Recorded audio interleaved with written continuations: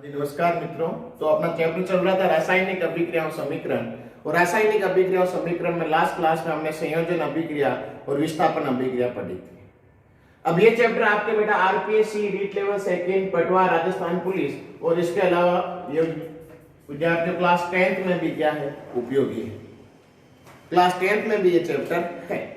देखिए पहली जो अभिक्रिया है उस अभिक्रिया का नाम क्या है, द्विविस्थापन अभिक्रिया। इससे पहले हमने विस्थापन पढ़ा था। द्विविस्थापन का मतलब यह विस्थापन कितनी बार होता है, विस्थापन विद्यार्थियों 2 बार होता है। क्या कहती है द्विविस्थापन अभिक्रिया, समझिए। ऐसे अभिक्रिया जिसमें दोनों अभिकारकों के परमाणु या परमाणु समूह फिर आपस में विस्थापित हो जाते हैं एवं नए यौगिकों का निर्माण होता है। देखिए आप सब लोग जानते हैं अभिकारक क्या होता है। ये अभिकारक है जो विद्यार्थी तीर का निशान है, इसके पिछला भाग क्या होता है, अभिकारक, और इससे आगे किसका निर्माण होता है बेटा, उत्पाद का निर्माण होता है।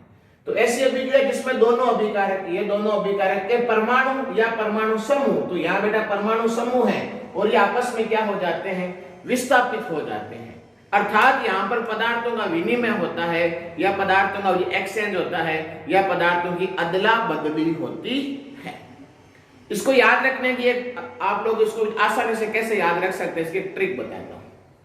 देखिए जो ये यहां बीच में बेटा प्लस का निशान, इसके पास वाले जो तत्व हैं, इसके पास वाले जो परमाणु हैं, इनको आपस में मिला दो। इनको आपस में क्या कर दो, इस प्रकार से मिला दो तो अभिक्रिया हो जाएगी। अब यहां पे Na का मतलब क्या है, सोडियम। यहां जो सोडियम कितने हैं, यहां सोडियम है बेटा 2, तो Na2 और क्या हो गया SO4।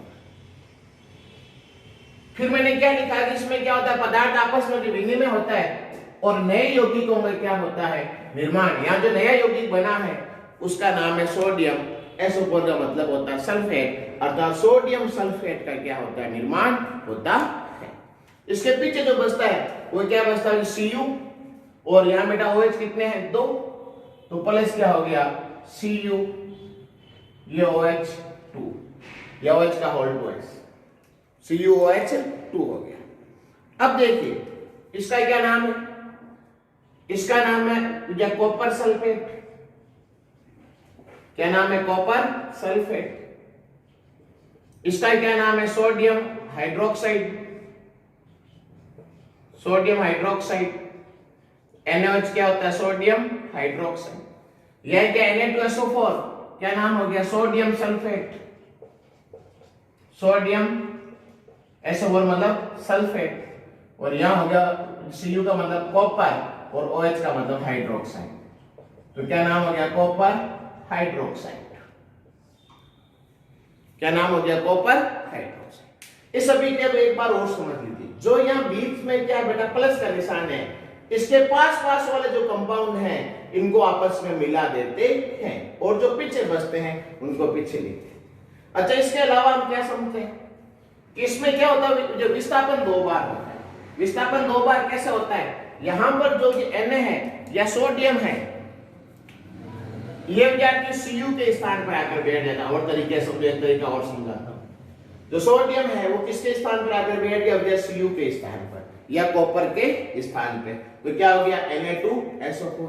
इसका मतलब ये इसका स्थान क्या हो गया, रिक्त हो गया, ये स्थान खाली हो गया, तो ये Cu यहां से विस्थापित होकर कहां चला जाएगा, सोडियम के स्थान पर। इसको आप क्या कर सकते हो विद्यार्थी, इस प्रकार से भी याद रख सकते हो।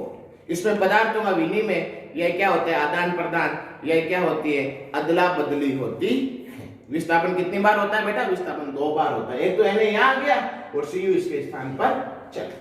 अब देखिए यहां हम बात करते तो पहला तरीका अपनाते हैं कि ये बीच में किसका चिन्ह है बेटा, प्लस का चिन्ह, इसके पास वालों को मिला दो। इसके पास वालों को जैसे ही मिलाया तो क्या बना बेटा, KNO3। क्या बना, KNO3, और यहां पर क्या बेटा, पीछे क्या बचे, Ag और Cl, तो क्या हो गया, AgCl। ये कौन सी अभिक्रिया हो गई, द्विविस्थापन अभिक्रिया हो गई। इसको एक तरीके से याद रख सकते हो, ये मैंने क्या बताया, पदार्थों की अदला बदली होती है। अर्थात पदार्थों में क्या होता है, स्थानांतरण होता है। ये विद्यार्थी यहां से पोटेशियम इसके स्थान पर आ गया Ag के स्थान पर, और जो Ag था ये किसके स्थान पर चला गया, ये विद्यार्थी पोटेशियम के स्थान पर चला गया। यहां से ये K निकला और किसके स्थान पर आ गया बेटा, Ag के स्थान पर, और यहां से Ag निकला और किसके स्थान पर चला गया बेटा, K के स्थान पर। तो क्या बना KNO3 प्लस AgCl। ठीक है,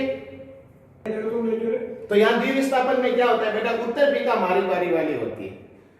अब यहाँ उत्तर बीका मारी बारी का क्या मतलब है, उत्तर बीका मारी बारी का मतलब है कि विद्यार्थी यहाँ से पोटेशियम किसके स्थान पर जाकर बेटा, Ag के स्थान पर, और यहाँ से Ag को क्या निकाल दिया बाहर, तो ये जगह तो खाली हो गई थी ना, कि पोटेशियम तो यहाँ आ गया था, तो Ag किसके स्थान पर जाकर बैठ गया, पोटेशियम के स्थान पर। इसको क्या कहा बेटा, AgNO3 को सिल्वर नाइट्रेट, इसको जो K को क्या कहते हैं, पोटेशियम, और Cl को क्या कहते हैं, क्लोराइड।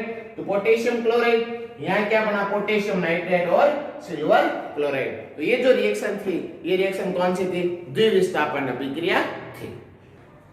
अब जो अगली अभिक्रिया है, उस अभिक्रिया का नाम क्या है बेटा, अपघटनीय अभिक्रिया। पहला नाम क्या है, अपघटन। इसको वियोजन अभिक्रिया भी कह सकते हैं। जो अपघटनीय अभिक्रिया है, इस अपघटनीय अभिक्रिया को क्या कहा जा सकता है, वियोजन अभिक्रिया भी कहा जा सकता है। और ये विद्यार्थी संयोजन अभिक्रिया की विपरीत होती है। जो हमने संयोजन अभिक्रिया पढ़ी या बेटा संयुग्मन अभिक्रिया पढ़ी, ये संयोजन अभिक्रिया की क्या होती है, विपरीत होती है। ये संयोजन अभिक्रिया की बेटा उल्टी होती है। नाम क्या है बेटा, अपघटनीय का मतलब क्या है, अपघटन का मतलब होता है टूटना। अर्थात ऐसी अभिक्रिया जिसमें अभिकारक क्या हो जाता है, अपघटित हो जाता है, यह विद्यार्थी टूट जाता है, और ये टूटने के फलस्वरूप दो या दो से क्या बनाता है, अधिक उत्पाद बनाता है। जो संयोजन अभिक्रिया थी उसमें क्या था, उसमें तो ऐसी रासायनिक अभिक्रिया जिसमें दो या दो से अधिक अभिकारक आपस में मिलकर क्या बनाते हैं बेटा, एकल उत्पाद बनाते हैं। इसमें क्या है, इसमें जो अभिकारक टूटकर क्या बनाता है, दो या दो से अधिक उत्पाद बनाता है। संयोजन अभिक्रिया में उत्पाद कितना बनता है, एक।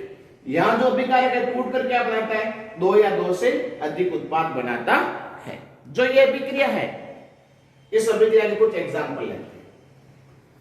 सबसे पहला जो एग्जाम्पल है वो है CaCO3।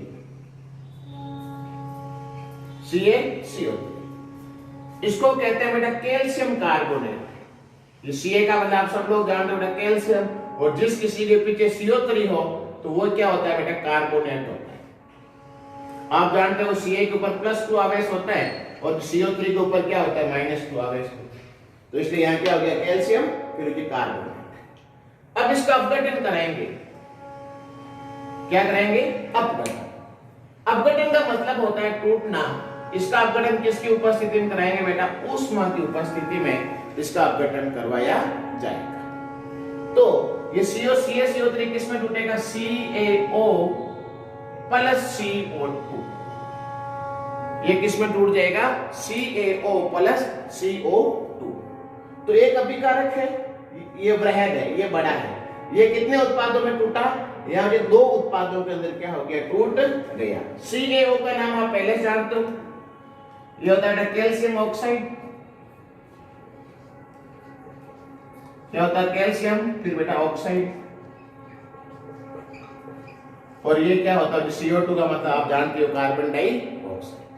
मैंने आपको बताया कि संयोजन अभिक्रिया की विपरीत होती है। अगर मैं इसी रिएक्शन को यूं लिखूं, CaO प्लस CO2, तो क्या बन जाएगा, CaCO3। ये कौन सी अभिक्रिया होगी बेटा, संयोजन अभिक्रिया। ऐसी अभिक्रिया जिसमें दो या दो से अधिक अभिकारक आपस में मिलकर कितना उत्पाद बनाते हैं, या बेटा एकल उत्पाद का क्या होता है, निर्माण होता है। इसकी जस्ट उल्टी कौन सी है, वियोजन अभिक्रिया होती है। ठीक है, अब इसका एक एग्जांपल और लेते हैं।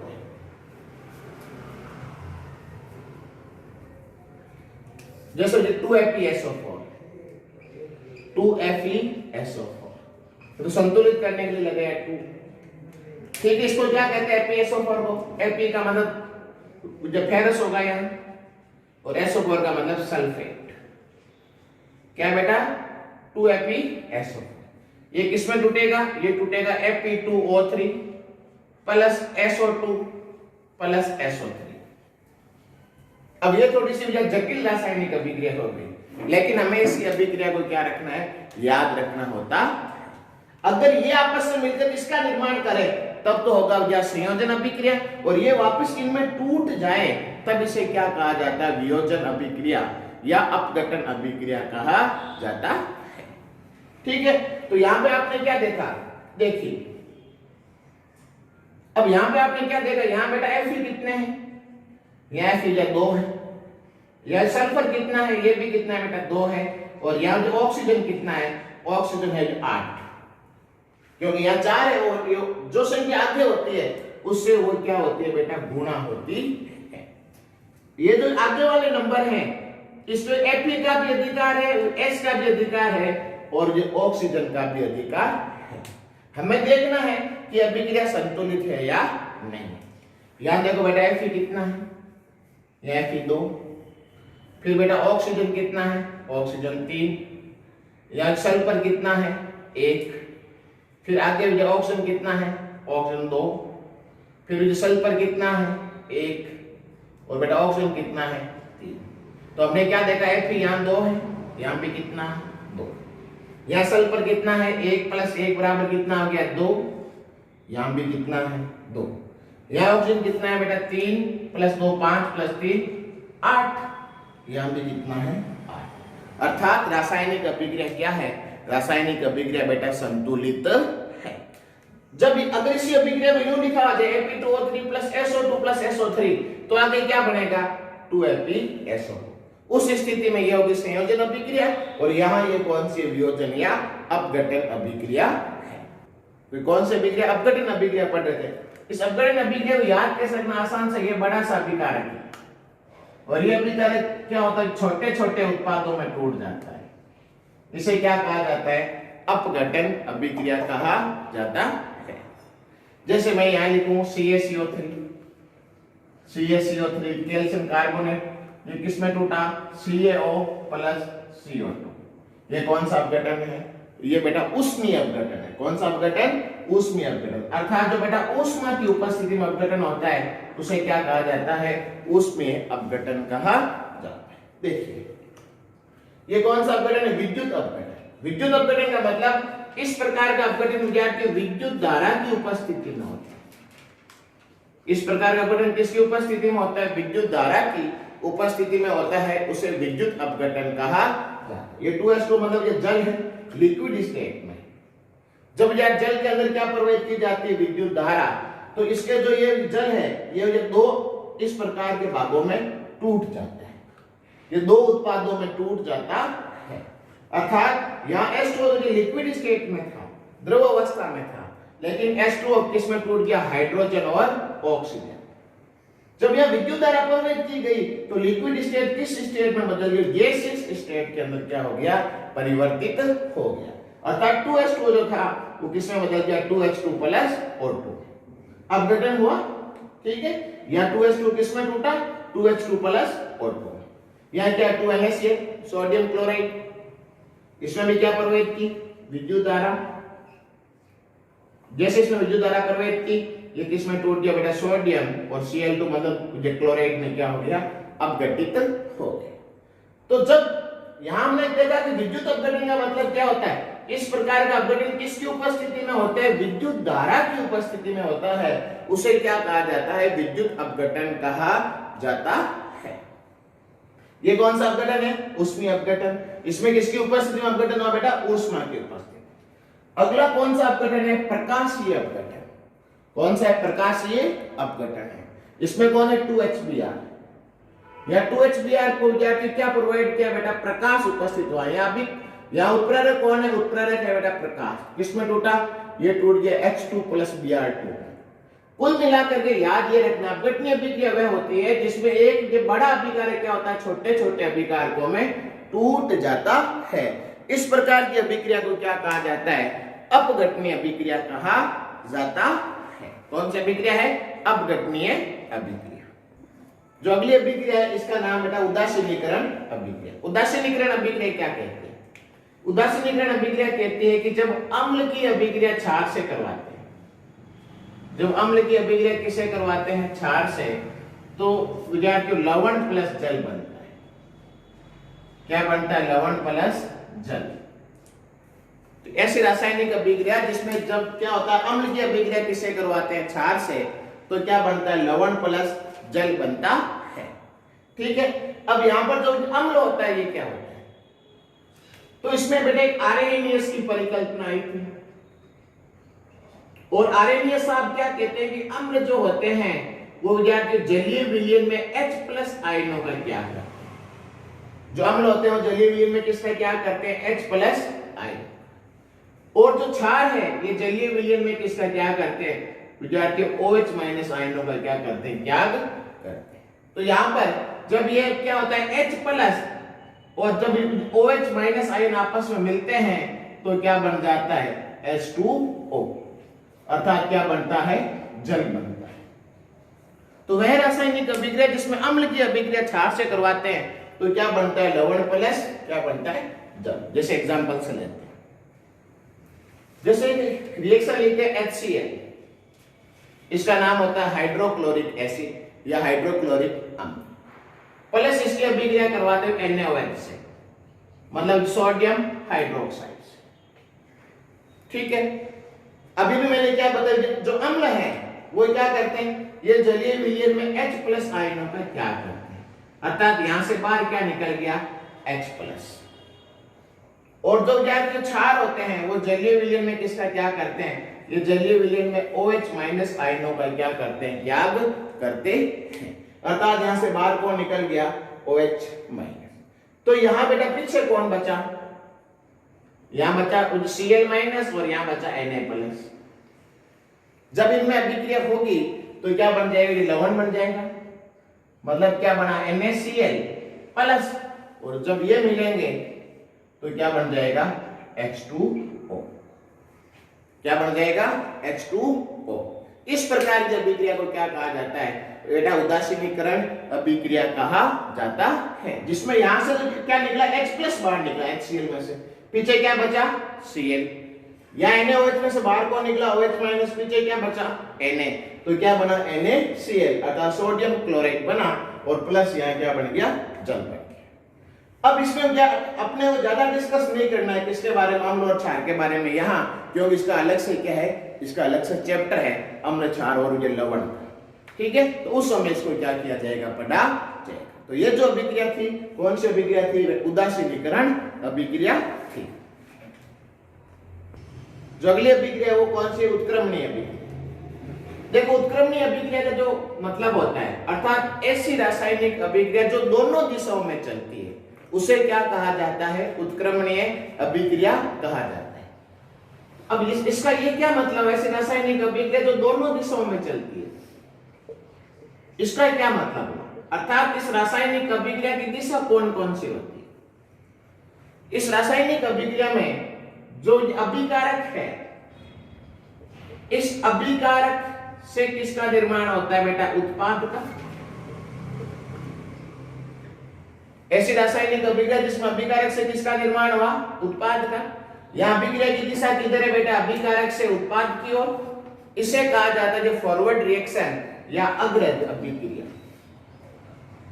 जब अभिकारक से किसका विकास होता है, उत्पाद का निर्माण होता है, उसे क्या कहा जाता है, अग्र अभिक्रिया कहा जाता है। पर इसमें हाथों हाथ विद्यार्थी उत्पाद जो है वो बेटा पुनः किसमें टूट जाता है, अभिकारकों में टूट जाता है। अर्थात हाथों हाथ इस अभिक्रिया जो है ये विद्यार्थी, अब यहां पर जो होगी वो कौन सी अभिक्रिया होगी, पश्च अभिक्रिया। कौन सी अभिक्रिया, पश्च अभिक्रिया। अर्थात ऐसी रासायनिक अभिक्रिया जो दोनों दिशाओं में चलती है उसे उत्क्रमणीय अभिक्रिया कहा जाता है। इसमें अभिकारक से किसका निर्माण होता है, उत्पाद का, तो इसे क्या कहते हैं बेटा, अग्र अभिक्रिया। और उत्पाद पुनः हाथों किसमें टूट जाता है, अभिकारक में टूट जाता है, तो इसे कहते हैं पश्च। और यहां क्या हो गया, इसका एग्जांपल लेते हैं, जैसे N2+3H2, N2+3H2, तो इसे किसका निर्माण हो, यहां बना 2NH3 अमोनिया। ठीक है, इसे क्या कहेंगे बेटा, अग्र अभिक्रिया। क्या कहेंगे, अग्र। लेकिन यहां 2NH3 अमोनिया वो हाथों हाथ पुनः किसमें टूट जाएगा, N2+3H2 में। ये कौन सी हो गई, पश्च। तो यह रासायनिक अभिक्रिया की दिशा दोनों दिशाओं में है, N2+3H2 से किसका निर्माण हुआ? 2NH3 मतलब अमोनिया बना, और ये अमोनिया हाथों हाथ किस में टूट जाता है? पुनः N2+3H2 में टूट जाता है। इसे क्या कहा जाता है? उत्क्रमणीय अभिक्रिया कहा जाता है।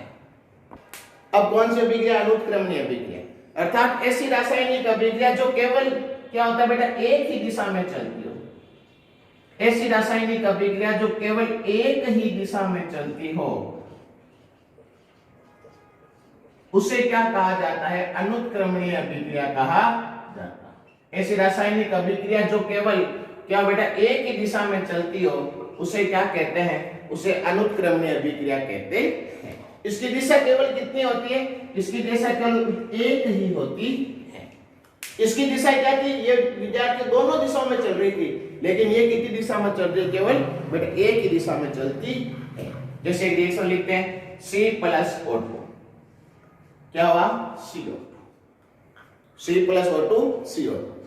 यहाँ C+O2 बेटा अभिकारक है, ये आपस में मिलकर एक उत्पाद बना रहे हैं, CO2 मतलब कार्बन डाइऑक्साइड। ऐसे एक लिख सकते हो, पूछा जाता है मेथेन का दहन। क्या पूछा जाता है? मेथेन का दहन। मेथेन का दहन भी कौन सी अभिक्रिया बेटा? अनुत्क्रमणीय अभिक्रिया। कौन सी अभिक्रिया है? अनुत्क्रमणीय। अब यह मेथेन का सूत्र क्या होता है? CH4। क्या होता है? CH4। जब भी विद्यार्थी को दहन करवाना हो, जब भी किसी भी चीज को जलाना हो, तो उसके लिए किसकी आवश्यकता होती है? ऑक्सीजन की आवश्यकता होती है। अर्थात CH4 की अभिक्रिया किससे होगी? 2O2 मतलब ऑक्सीजन से। अब यहां से जब मेथेन जलेगा, तो यहां पर जो बेटा कार्बन है, ये किससे अभिक्रिया कर लेगा? इस ऑक्सीजन से अभिक्रिया कर लेगा, और क्या बनेगा? CO2। क्या बनेगा? CO2 या कार्बन डाइऑक्साइड। अब पीछे क्या बच गया? पीछे बच गया 2H2, 2H2 जल बच गया। तो ये जो अभिक्रिया होती है, इसे क्या कहा जाता है? मेथेन का दहन कहा जाता है। ये मेथेन है, इसको किसकी उपस्थिति में जला? ऑक्सीजन की उपस्थिति में, तो क्या बनता है? CO2+2H2। ये भी कैसी अभिक्रिया है? ये भी बेटा अनुत्क्रमणीय अभिक्रिया है। इसमें रासायनिक अभिक्रिया की दिशा केवल एक ही होती है, जबकि जो उत्क्रमणीय अभिक्रिया है, जबकि जो रिवर्सिबल रिएक्शन है, इसमें रासायनिक अभिक्रिया दोनों दिशाओं में संपन्न होती है। तो आज का लेक्चर इतना ही, और आप सभी लोगों से निवेदन है कि हमारे चैनल को लाइक और सब्सक्राइब करें। जय हिंद, जय भारत।